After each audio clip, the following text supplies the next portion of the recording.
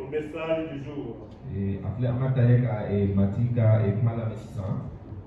Le message que nous sommes en train de donner pendant un certain temps, basé sur le texte de Matthieu, chapitre 6.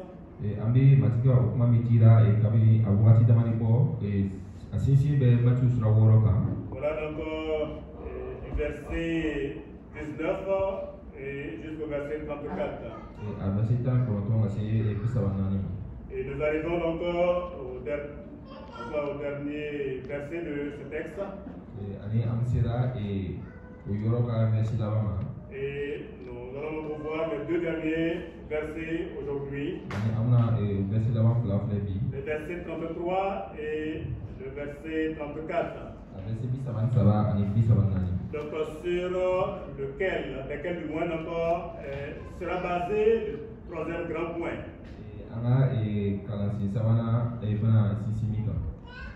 Ce point qui est intitulé réserver totalement son cœur à Dieu et à lui seul. C'est le grand 3 donc de notre thème. Le thème intitulé nourrir sa foi et affamer ses inquiétudes. Nourrir sa foi et affamer ses inquiétudes. Cela passe donc nécessairement par le fait de réserver totalement son cœur à Dieu et à lui seul.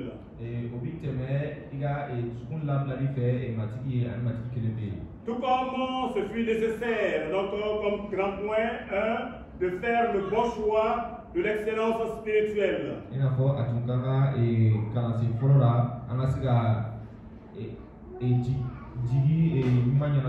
Voilà, et tout comme il fut nécessaire au grand 2 de croire seulement à l'amour plein de la sollicitude de notre Père Céleste.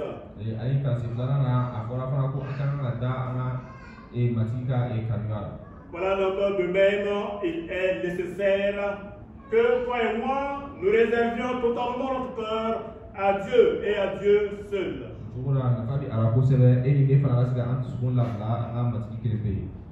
Et pour le réserver ce cœur-là, commençons encore par ceci, c'est qu'il faut placer les choses de Dieu comme notre priorité absolue. Et c'est à cela que le verset 33 nous invite. Lorsque il commence en disant, cherchez premièrement le royaume et la justice de Dieu. Cherchez premièrement, le royaume et la justice de Dieu. Oui, l'action concrète que nous devons poser, nous sommes invités à poser, c'est que toi et moi, on doit encore réserver notre cœur à Dieu. Et à lui seul. Et cela avant tout. Parce que ne peut pas encore changer son royaume, ni sa justice, si notre cœur n'est pas encore mis à sa disposition. Alors qu'est-ce qu'il faut faire? Comment faire cela? Alors nous allons encore aligner notre cœur sur les priorités de Dieu. Et nous devons agir selon ces priorités. Mais comment est-ce que nous allons aligner notre cœur aux priorités de Dieu? Et comment est-ce que nous allons agir selon cette priorité-là? Oui, donc il convient donc de les chercher et de les trouver. Oui, il s'agit donc d'orienter nos pensées, nos actions, donc sur cette priorité-là. Oui, il s'agit donc d'orienter nos priorités à nous. Notre temps, notre énergie, vers ce qui est agréable donc à notre Dieu. Donc qu'est-ce qui est agréable à Dieu? À toi et à moi donc de trouver cela. Dans Romains au chapitre 12, versets 1 et 2. Nous pouvons encore lire cette parole que l'apôtre nous donne. Paul qui dit aux Romains, aux chrétiens de l'église de Rome, dans ces deux versets, il dit: je vous exhorte donc, frères, par la compassion de Dieu, à offrir vos corps comme un sacrifice vivant, saint, agréable à Dieu, ce qui sera de votre part un culte raisonnable. Ne vous conformez pas au siècle présent, mais soyez transformés par le renouvellement de l'intelligence, afin que vous discerniez quelle est la volonté de Dieu, ce qui est bon, agréable et parfait. Amen. Amen. Donc, Eko odiato balimao nebe audeli alaka e makali ko koso ko auka au faribulu beti alama saraka nyana mai o asinuma okati alai odeye auka batuli akilimai auka na auka ku keta okeni itienka ku keta oyi na au chobo ka yelema au akili e kurayalife walisa ala sabuyuma e aduma adafale miye auka au farafasi. Amen. Voyez là, mes frères et mes sœurs, donc que nous sommes invités, nous sommes encouragés, nous sommes exhortés, nous sommes stimulés, j'allais dire.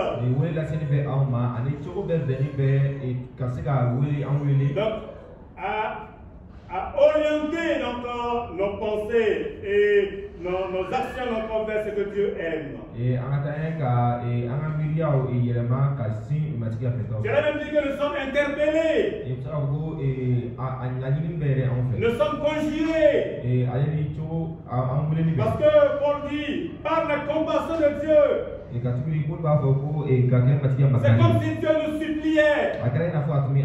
Pour dire, frères et sœurs, mes enfants, il dit, offrez vos corps. Oui, à Dieu. Oui, comme un sacrifice. Offrez cela comme un sacrifice vivant. Et que cela soit agréable au Seigneur. Oui, ce qui est agréable à Dieu. Donc, c'est ce que Dieu aime. Nous devons aimer cela.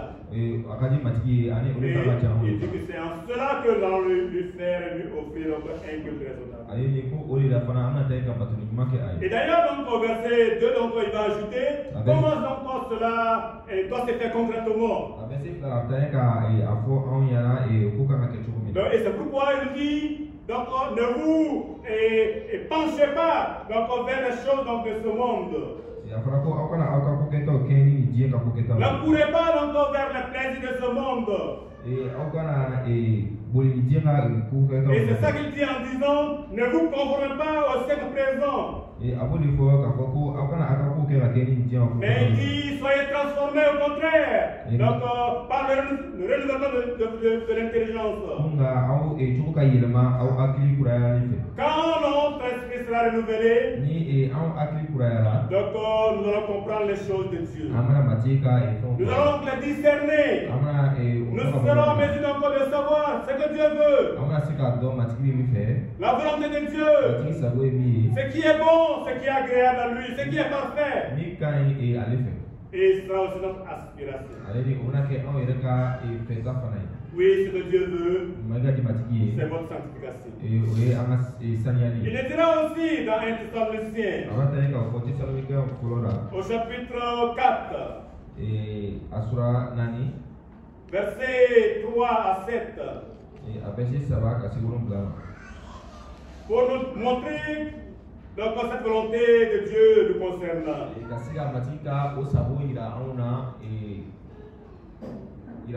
Voilà, au verset 3, il est dit, ce que Dieu veut, c'est votre sanctification. C'est que vous vous absteniez de l'impudicité. C'est que chacun de vous sache posséder son corps dans la sainteté et l'honnêteté. Verset 5, sans vous livrer à une convoitise passionnée comme font les païens qui ne connaissent pas Dieu. Verset 6. C'est que personne n'use envers son frère de fraude et de cupidité dans les affaires, parce que le Seigneur tire vengeance de toutes ces choses, comme nous vous l'avons déjà dit et attesté. Et enfin, verset 7. Car Dieu ne nous a pas appelés à l'impureté, mais à la sanctification. Amen. Donc voilà que nous sommes invités à la sanctification.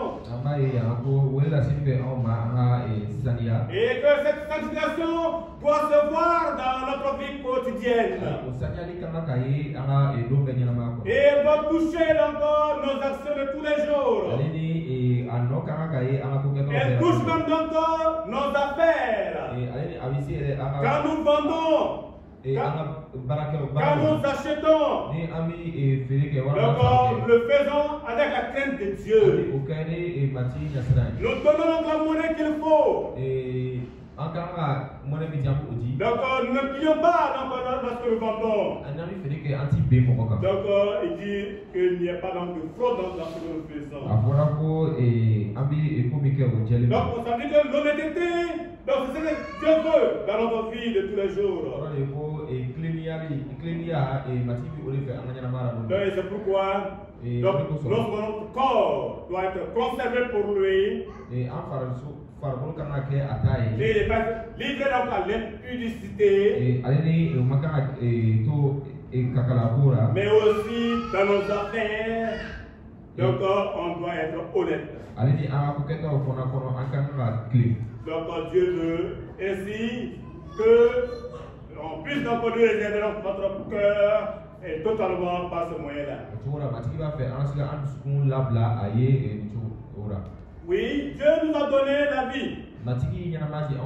Et alors cette vie-là doit tourner vers lui. Notre relation avec Dieu doit donc primer avant tout. Primer avant toute notre relation. Oui, nos valeurs de vie et de conduite doivent trouver d'abord leur inspiration donc dans la source de Dieu. Notre motivation donc dans cette vie est source donc de vie abondante.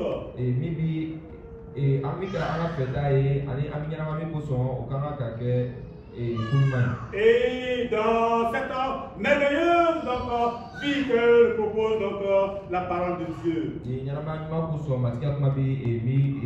Donc c'est pourquoi l'évangile est notre lumière pour nous éclairer et nous dire comment nous conduire. Oui, nos pensées, nos actions et nos projets doivent être orientés vers Dieu. Avant tout le reste. Donc Dieu d'abord, avant tout. Et c'est pourquoi au Colossiens au chapitre 3. Verset 2, il nous dira, le même apôtre, affectionnez-vous aux choses d'en haut et non à celles qui sont sur la terre. Affectionnez-vous aux choses d'en haut. Et non à celles qui sont sur la terre. Donc c'est comme ça que notre cœur sera réservé pour le Seigneur. C'est comme ça que nous allons nourrir notre foi. Et c'est par cela que nous allons affamer nos inquiétudes. Quand Dieu est notre préoccupation, notre préoccupation, notre priorité. Oui, c'est ça.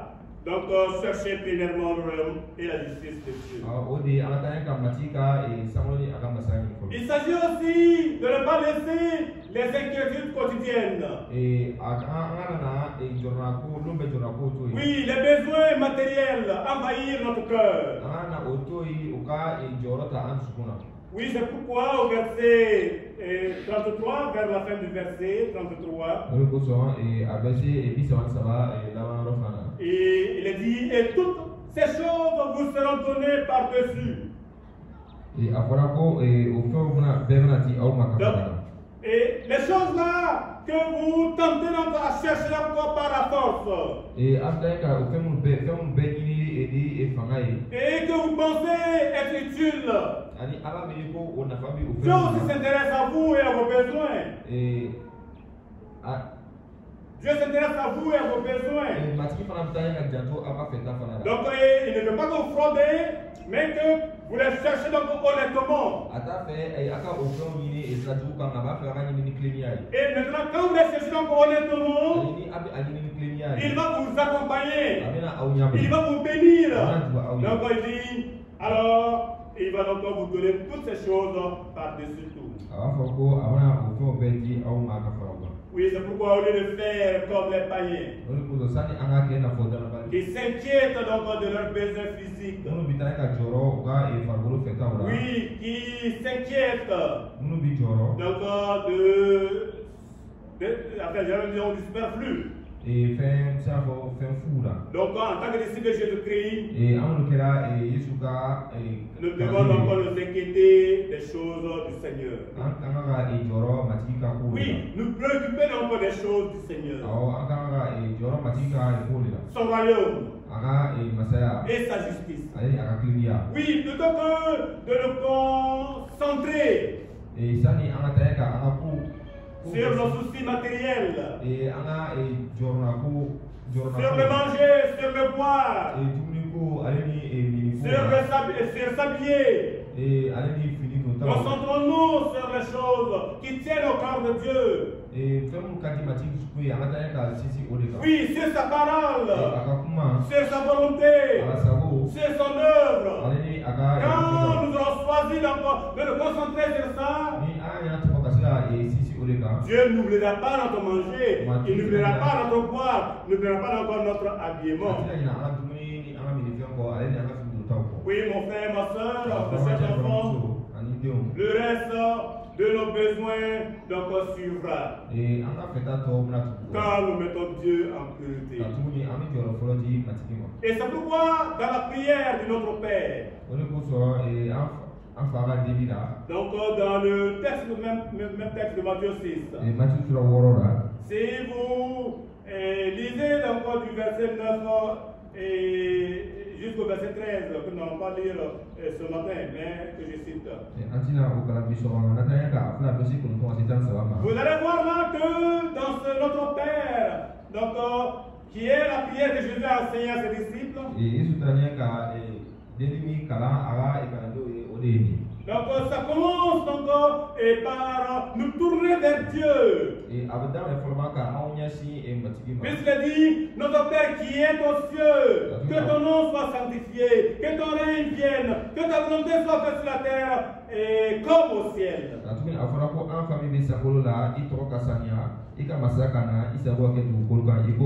Voyez, c'est Dieu d'abord. Sa volonté,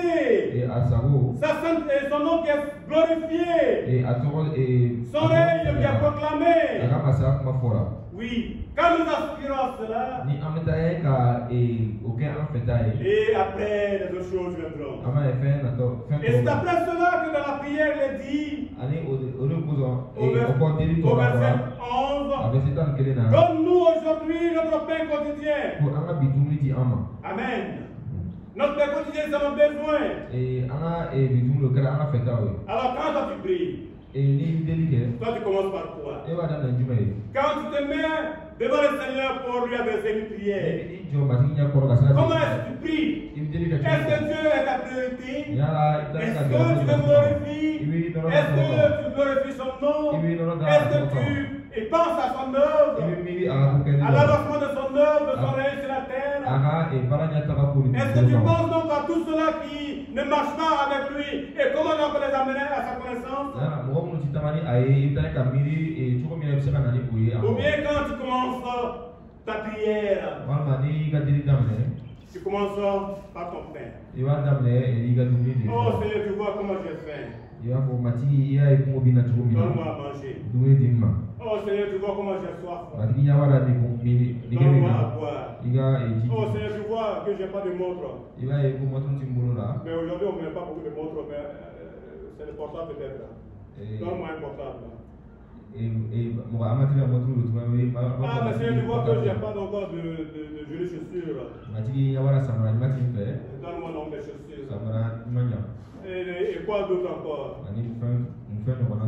Je voyais encore dans les publicités que les gens font encore sur TikTok ou quoi, je ne sais pas. C'est sur WhatsApp ou quoi, je ne sais pas. Mais toi, même les sacs. Il y a là qui dit, ah, il faut changer de sac. Non, il prend ça, il pose, il prend ça, il pose, il prend ça, il pose. Tout ça là, que une femme doit avoir jusqu'à au moins 15 sacs. Après, je sais pas. Ni a publicité au Rwanda et les sociaux quand allez au fond d'eau va faire comme monsieur les camarades et ça qui est tant de nous on a sur la porte. Donc, vous voyez? Donc, si vous devez aller encore dans cette mode là, vous allez vous soucier. Donc, inutilement. Et on voit donc les amis, on prend ça. On pose, on prend ça, on pose, on prend ça, on pose. De belles publicités, c'est joli à voir. Mais imaginez que tout ça, on prend, on pose, on montre ça. Il faut avoir ça, il faut avoir ça, il faut avoir ça, il faut avoir ça, jusqu'à 20 comme ça. Donc, quand vous voulez encore toucher ça, ça fait quand même des soucis.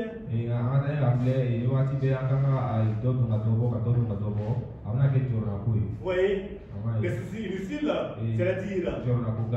Donc, mais le Seigneur vous dit, ne faites pas encore de cela votre priorité. Cherchez Dieu d'abord. Cherchez-moi Dieu d'abord. Et le reste viendra. Le reste viendra. Amen. Oui, il sait que c'est utile. Il sait qu'il faut s'habiller. Il sait qu'il faut avoir une montre. Il sait qu'il faut avoir un portable. Il sait qu'il faut avoir des chaussures. Il sait qu'il faut avoir une moto. Il sait qu'il faut avoir encore un véhicule. Il sait qu'il faut ça et ça et ça. Amen. Alléluia. Alléluia. Ça viendra. Ça viendra. Amen. Quand on commençait l'église à Bethel, et vous savez, donc on avait donc tous les motos. Même les chrétiens, les convertis, donc avaient aussi des motos. Donc il